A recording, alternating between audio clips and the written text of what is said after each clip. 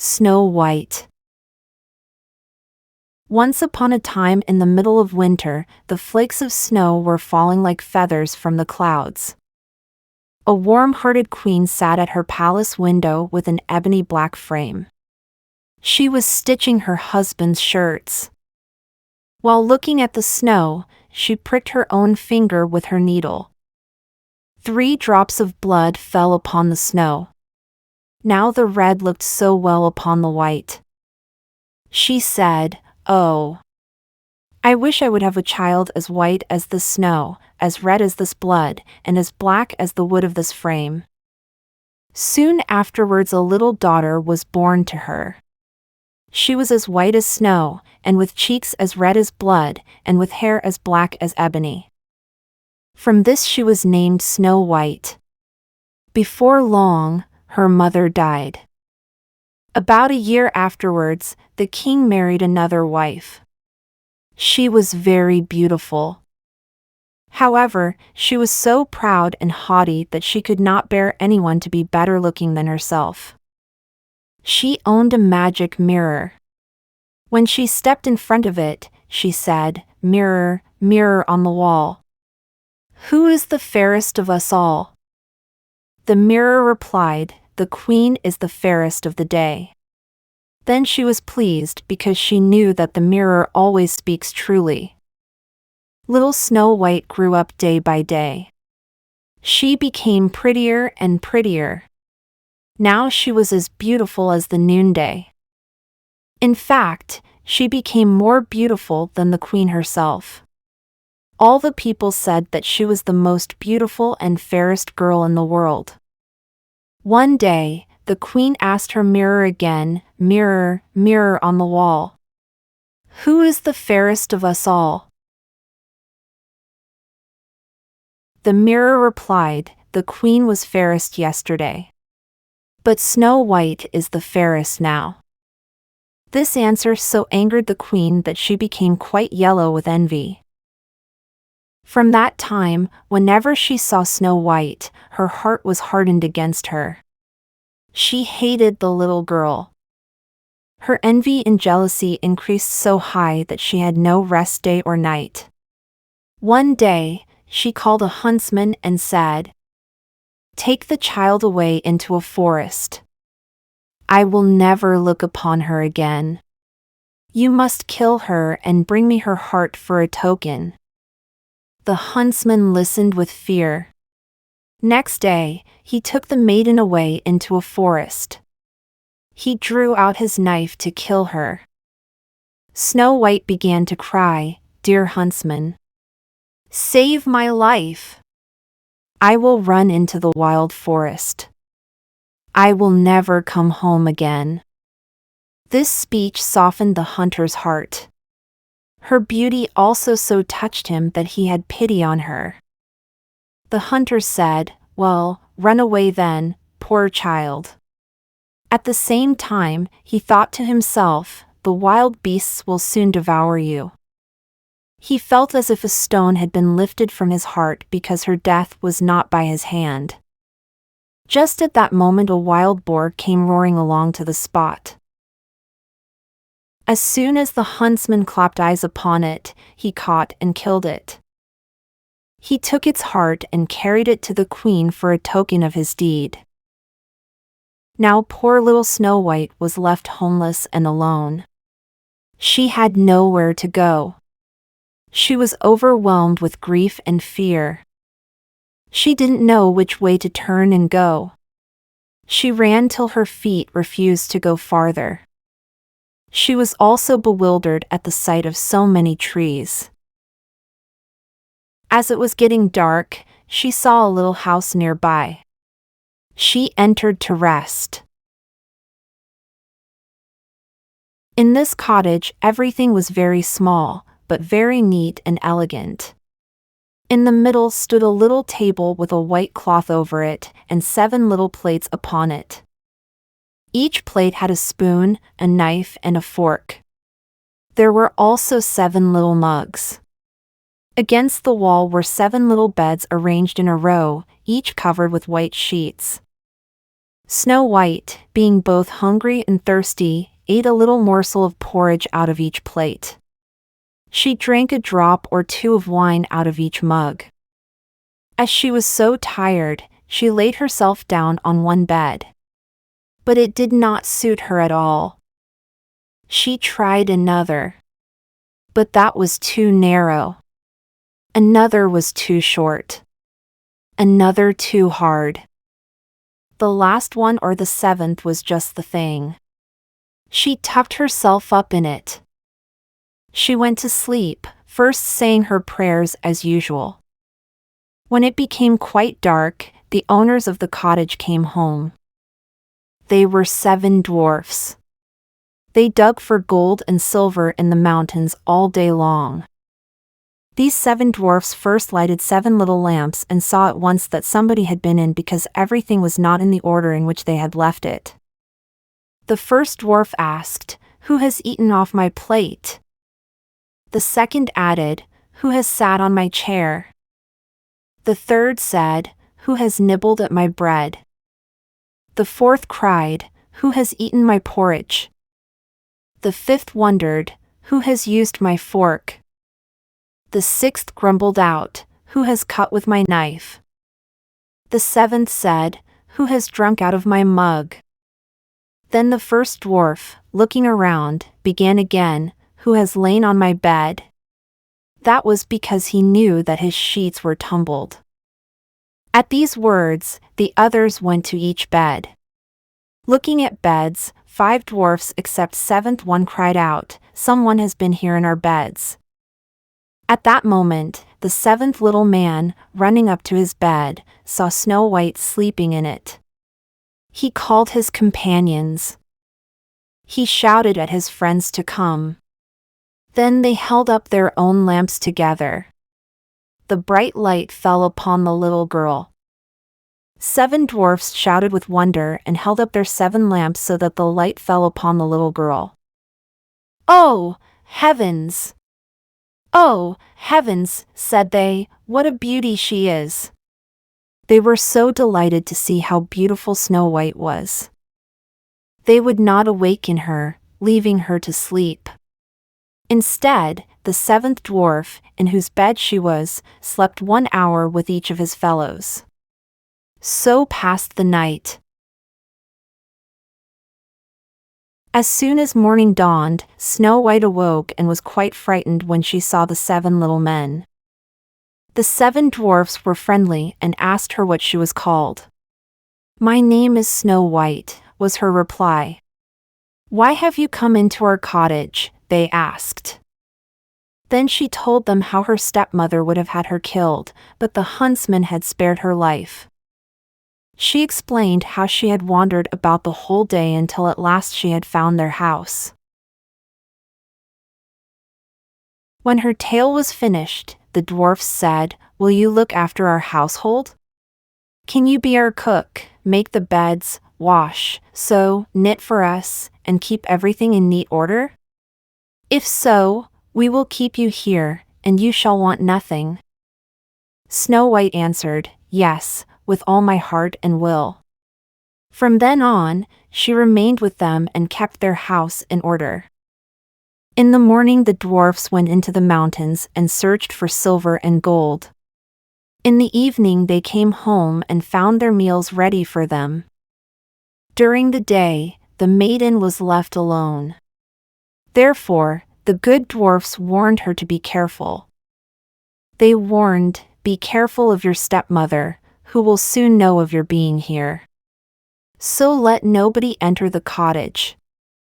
Meanwhile, the queen believed that she was now above all the most beautiful woman in the world.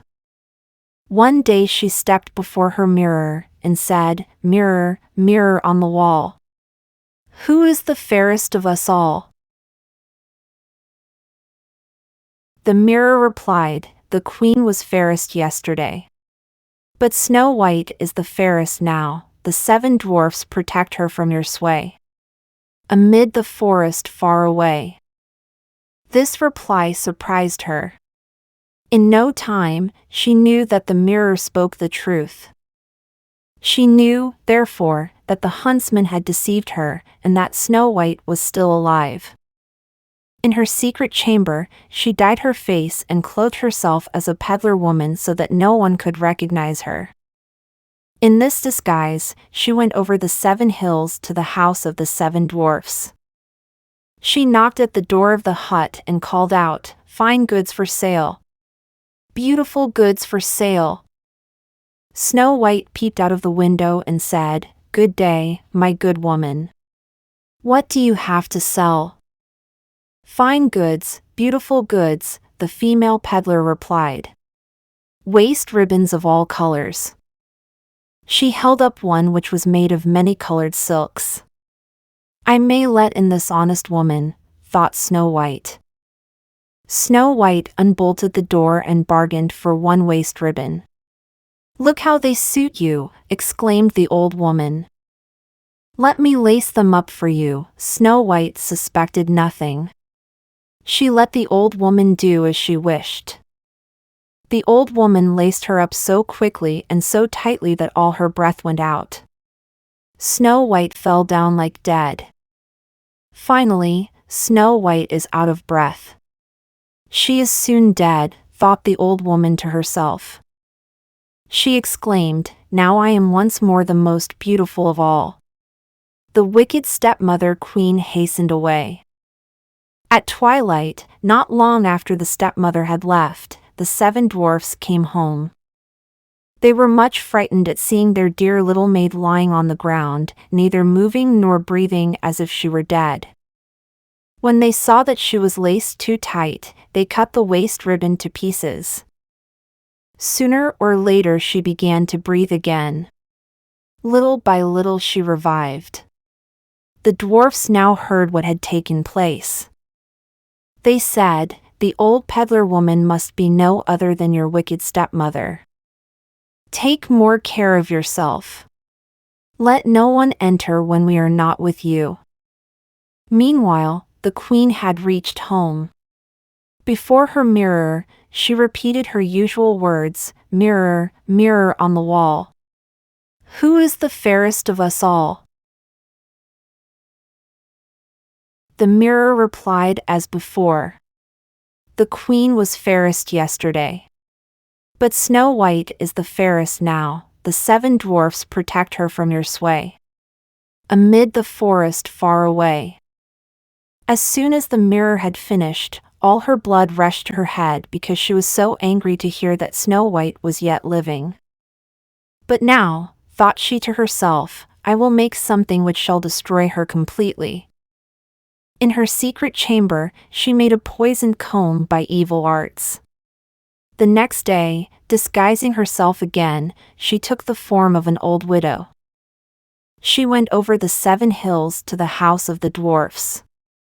She knocked at the door and called out, "Good wares to sell today." Snow White peeped out and said, "You must go farther because I dare not let you in." "But still you may look," said the old woman. She drew out her poisoned comb and held it up.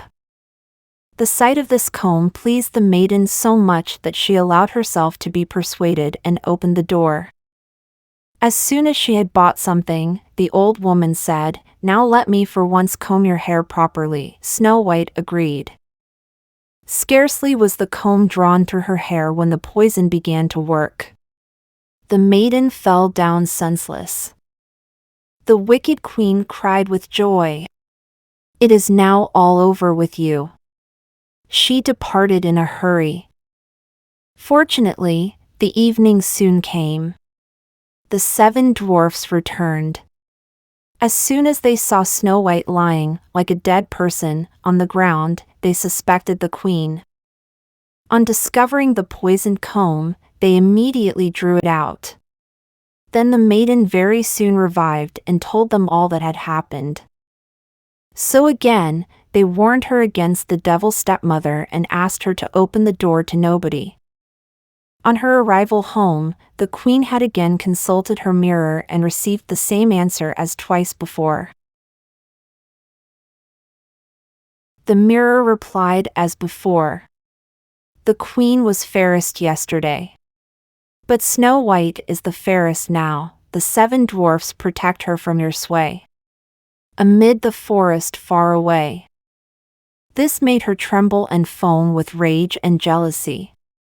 She swore that Snow White should die even if it cost her own life. She went into an inner secret chamber where no one could enter. There, she made an apple of the most deep and subtle poison. Outwardly, this apple looked nice enough to have rosy cheeks. It would make the mouth of everyone who looked at its water. But its poison was so fatal that whoever would eat the smallest piece of it would surely die. As soon as the apple was ready, the queen again dyed her face. She clothed herself like a peasant's wife. Then over the 7 mountains to the house of the 7 dwarfs, she made her way. She knocked at the door. Snow White stretched out her head and said, "I dare not let anyone enter. The 7 dwarfs have forbidden me." "That is hard on me," said the old woman, "because I must take back my apples, but there is one which I will give you for free." "No," answered Snow White, "I dare not take it. You should go right now." "What are you afraid of?" cried the old woman. "I can't go with your doubt. See me. I will cut the apple in halves. I will eat the green part. It surely gives you trust. Then, you may eat the red cheek." When Snow White saw the woman eating the green part, she could no longer resist. Snow White stretched out her hand and took the poisoned part, the red cheek. Scarcely had she placed a piece in her mouth when she fell down dead upon the ground. Then the evil queen looked at her with glittering eyes and laughed aloud bitterly. She exclaimed, "White as snow, red as blood, black as ebony is gone. This time the dwarfs cannot reawaken you." She reached home as soon as possible and consulted her mirror. "Mirror, mirror on the wall, who is the fairest of us all?" The mirror replied, "The queen is the fairest of the day."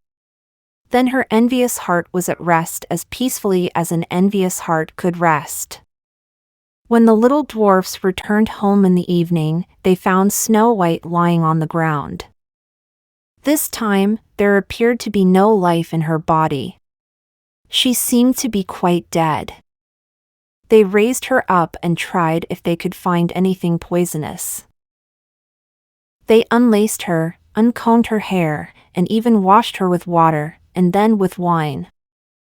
But nothing availed. The dear child was really and truly dead. Then they laid her upon a bier, which is a kind of coffin, along with its stand. All 7 placed themselves around it. Strangely enough, she looked still fresh and lifelike. Moreover, even her red cheeks had not deserted her. They wept and wept for 3 days without ceasing. Then they were prepared to bury her. They said to one another, "But we cannot bury her in the black ground." Then they ordered a case to be made of glass.